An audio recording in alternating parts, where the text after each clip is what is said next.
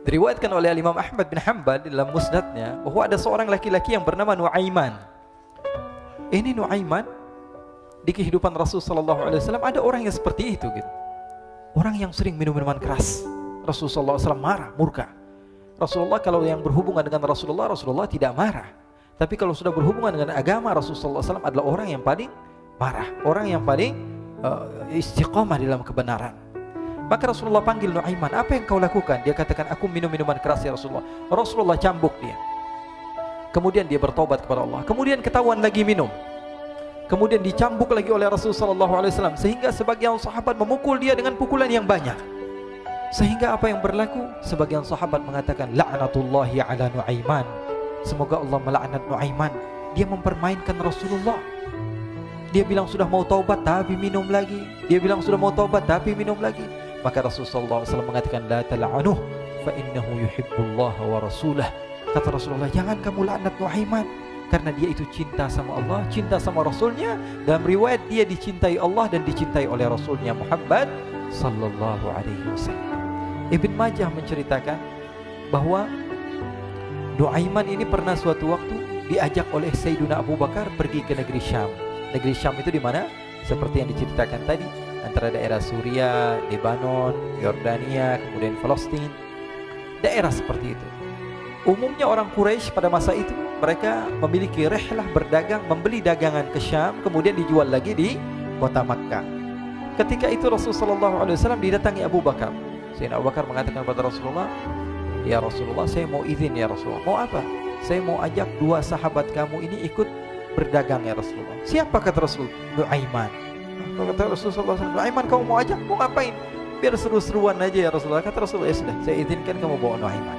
Ketika itu Sayyidina Abu Bakar membawa Nuaiman sama satu sahabat namanya Suwaibid ibn Harmalah. Siapa namanya? Suwaibid ibn Harmalah. Ini sahabat Rasulullah SAW yang memiliki sifat yang berbeda-beda. Kalau Nuaiman ini aneh.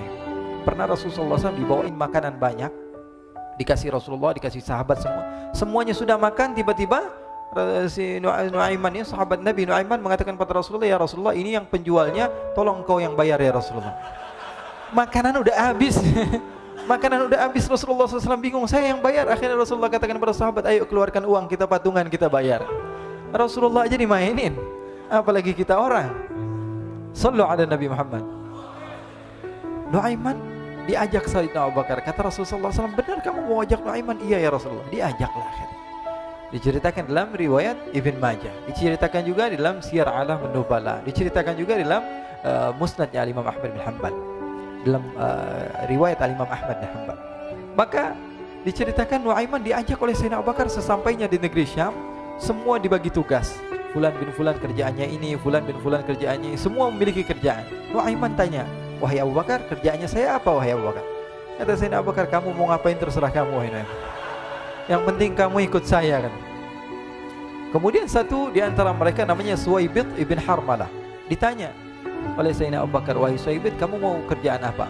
Kata Suwaibid, terserah kamu wahai Abu Bakar. Kata Sayyidina Abu Bakar, kamu menjaga makanan, karena saya tahu kamu ini adalah orang yang senantiasa menjaga amanah. Suwaibid ini kalau disuruh maju dia maju, disuruh mundur dia mundur, disuruh ke kanan dia ke kanan, disuruh ke kiri dia ke kiri. Orang yang ikut aja. Kalau Nuaiman beda, disuruh maju dia ke belakang, kasih sen kanan ke kiri belok. Nuaiman itu orang yang berbeda. Maka Suwaibid mendapatkan tugas, semua mendapatkan tugas kecuali Nuaiman. Sehingga ikhwani, apa yang berlaku, apa yang terjadi?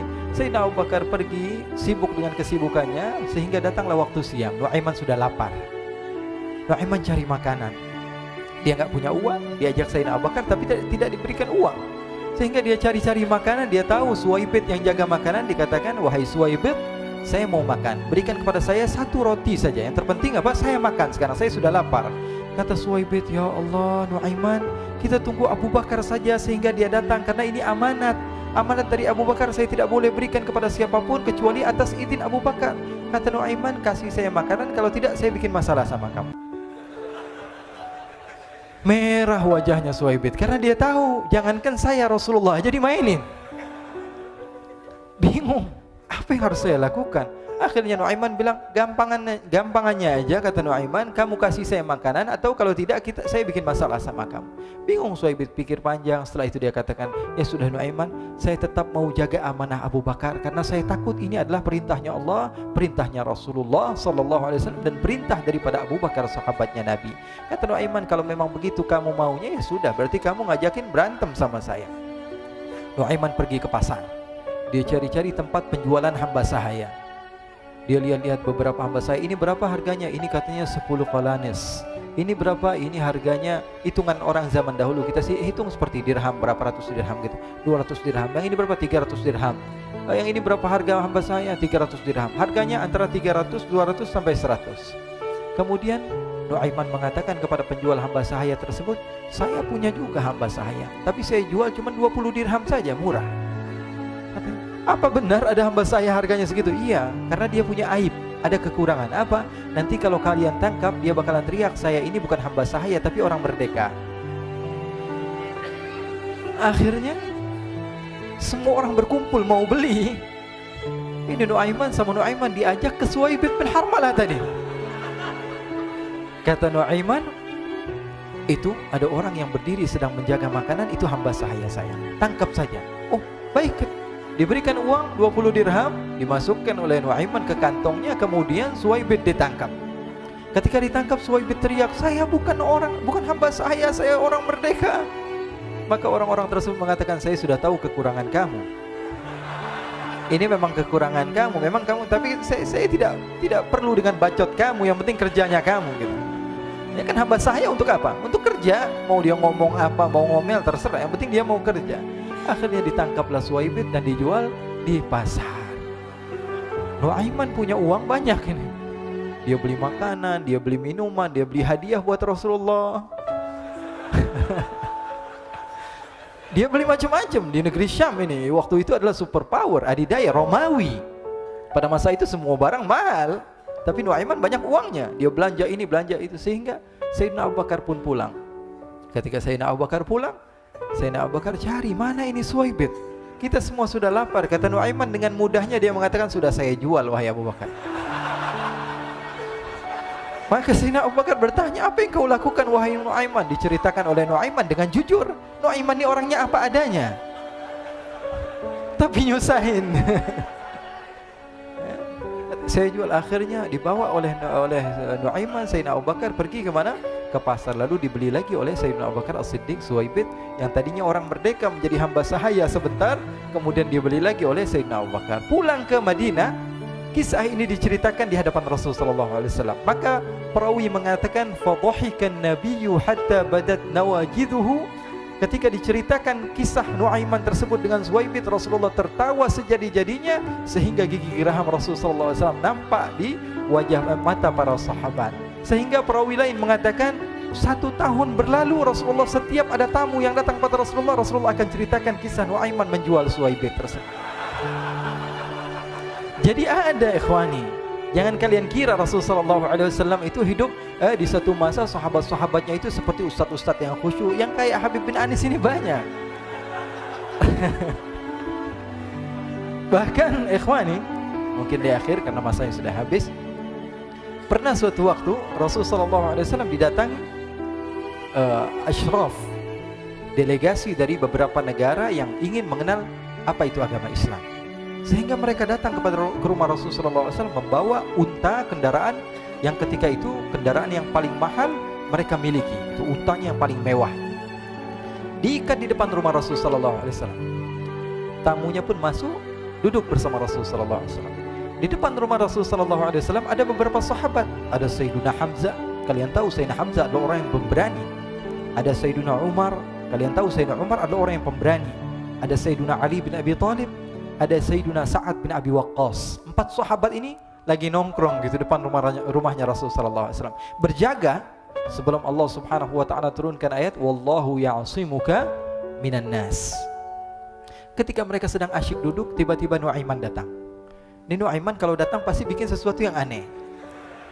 Bahkan dikatakan tidaklah Rasulullah SAW dalam keadaan bersedih, kecuali Nuaiman datang Rasulullah akan tersenyum. Jadi sebagian sahabat itu senang kalau sudah Nuaiman datang, pasti Rasulullah bahagia.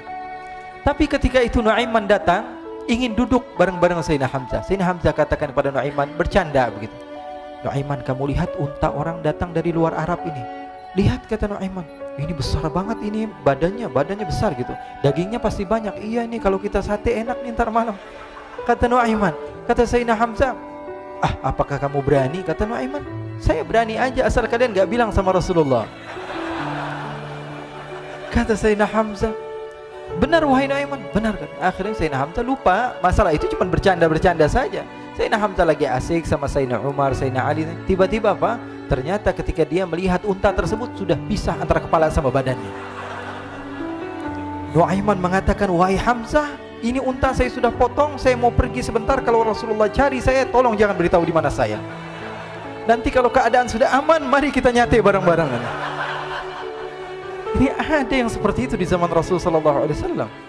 Maka dia pun berlari dan berlari mencari satu tempat supaya Rasulullah SAW dia selamat daripada Rasulullah SAW. Sehingga Sayyidina Hamzah bingung, ini kalau Rasulullah keluar gimana? Ada Hamzah Asadullah, ada Ali bin Abi Thalib, ada Umar, gak bisa jaga kendaraannya, tamunya Rasulullah sallallahu alaihi wasallam. Akhirnya benar apa yang terjadi, ikhwani. Rasul sallallahu alaihi wasallam tamunya mau pulang. Ketika dia buka pintu tamu melihat apa? Untanya sudah begitu. Mereka teriak, "Wa naqatah, unta kami wahai Muhammad. Baru mau kenal Islam, unta kami, kendaraan kami sudah dibuang." Rasulullah SAW lihat Sayyidina Hamzah, lihat Sayyidina Ali. Mereka nggak bisa ngomong, mereka hanya bilang apa? Nuaiman ya Rasulullah. Rasulullah perintahkan Sayyidina Umar, wahai Umar, sekarang kamu ambil uang, kemudian kamu gantikan, kemudian kamu berikan 2 kali lipat daripada harta unta ini, sehingga apa? Agama Islam tidak didengar dengan sesuatu yang tidak baik di luar sana. Akhirnya diberikan harta, diberikan unta yang baru dan diberikan harta yang lebih untuk orang tersebut, sehingga orang tersebut tidak menjelek-jelekan agama Islam. Kata Rasulullah SAW, dan sekarang waktunya kita balas dendam sama Nuaiman. Nuaiman ternyata berlari tempat yang jauh sampai hampir keluar dari kota Madinah. Dia dapatkan seorang sahabat Nabi yang hadir juga dalam peperangan Badar, namanya Al-Miqdad bin Al-Aswad. Siapa namanya? Al-Miqdad bin Al-Aswad ketika itu sedang menggali sumur. Ketika sedang menggali sumur, Nuaiman datang. Nuaiman katakan kepada Miqdad, wahai Miqdad, wahai sahabat Rasul, kamu orang yang hadir dalam peperangan Badar, kamu adalah orang yang hebat. Dipuji-puji sama Nuaiman. Ada maunya ini.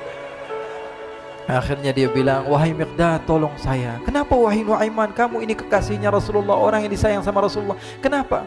Saya ini sedang dikejar-kejar orang jahat. Tolong selamatkan saya. Saya pengen masuk ke dalam sumur, boleh atau tidak?